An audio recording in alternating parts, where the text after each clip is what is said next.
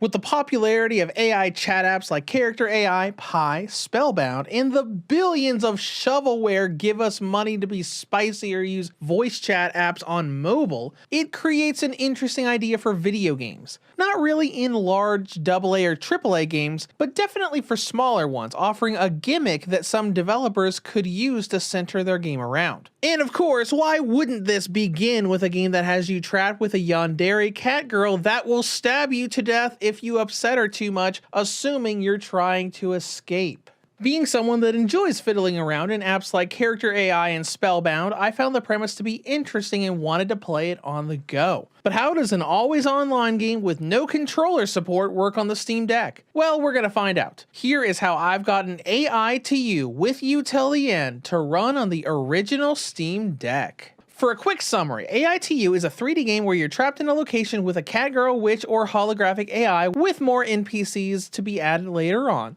You have to find items and talk to them to raise their trust enough for them to help you escape. Be it from the Catgirl that has clearly kidnapped you to being trapped inside a magical cottage by an unseen force. It uses normal mechanics with opening areas and using items for puzzles, but its uniqueness comes from generative AI chat mechanics. Essentially, you can talk to the NPCs and they will react to what you type or say, just as things like ChatGPT and Character AI do. And that is meant quite literally. There is a voice chat button where you vocally speak into the microphone of your computer or Steam Deck, and they will respond to what you say to them. You talk to find out information and use that as a major way to solve each level and escape. Granted, it's not exactly like those other AI apps. The voices in this game are a bit more robotic than the ones you can make in Character AI, and you can't break the AI into role-playing with you like those other apps can. If you do try, the NPCs will awkwardly do a little bit of what you suggest for a roleplay,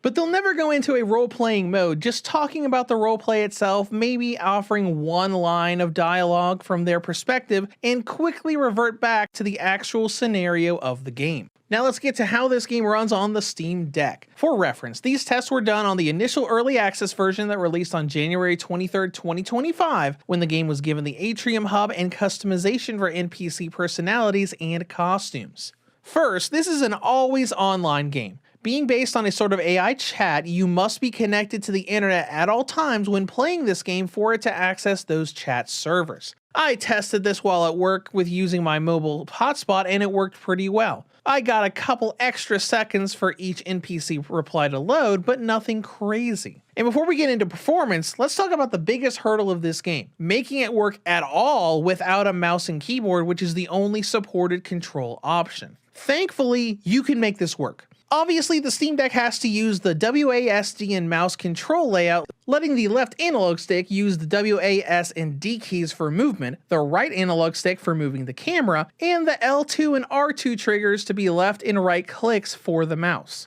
It's still a little awkward if you're a console player moving a mouse cursor around menus, but it works. The only thing you need to do is adjust the mouse sensitivity because the right analog stick with camera movement is very sluggish by default. I set it to what you see here, just a little bit up the slider from the bottom. This feels pretty close to what most console games do, where the right analog stick moves the camera around this type of game. However, you're going to need to use a lot of different keyboard keys for this game. Opening the chat window, voice mode, submitting statements, looking at objectives, the map, inventory, etc. So there are quite a few keys you need to redirect to the actual buttons of the Steam Deck. Thankfully, this is all you really need to do. There's nothing here that you absolutely need a real mouse for outside of just the Steam Deck itself. Here is the setup I currently use with the Steam Deck, which I have used to comfortably clear several runs with Eddie and Alicia. I set L1 and R1 for the text chat and voice chat functions, easily being able to hold down R1 while I speak into the Steam Deck's internal microphone. Then for the face buttons, I have B set to the E key for confirming and collecting items, the X button for the escape key to leave menus without having to use the mouse cursor,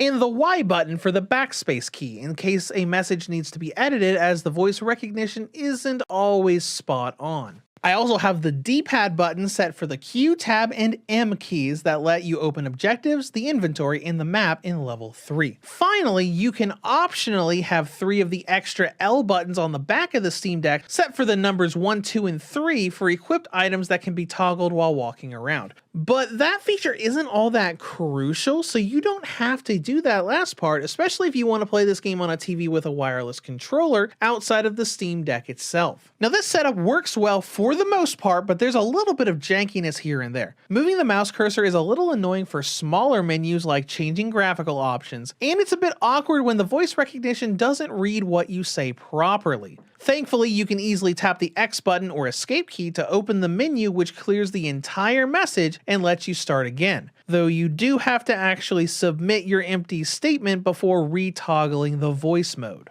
Now let's get to performance! This game can easily run on the Steam Deck as it's a relatively simple 3D exploration game with none of the environments being all that big. The settings that I use are the default resolution of 1280 by 720 and lowering the graphical options down to medium. While you can use high settings, the frame rate jumps around endlessly, especially in level 3 where it goes between 36 and 60, constantly changing without any sort of consistency. Some of the wall textures may look a little odd with medium and low settings as you're walking around, but even medium almost constantly stays at 60 FPS, only offering small dips into the 50s from time to time or during animations and cinematics.